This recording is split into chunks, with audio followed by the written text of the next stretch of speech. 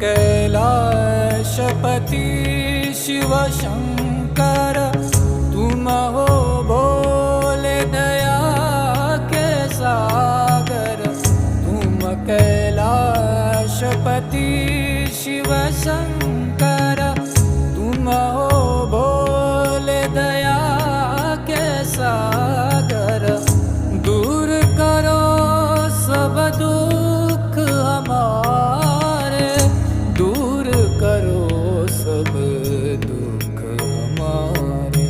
शंभो शंकर नमः शिवाय, गिरिजा शंकर नमः शिवाय। आदिदेव तुम नमः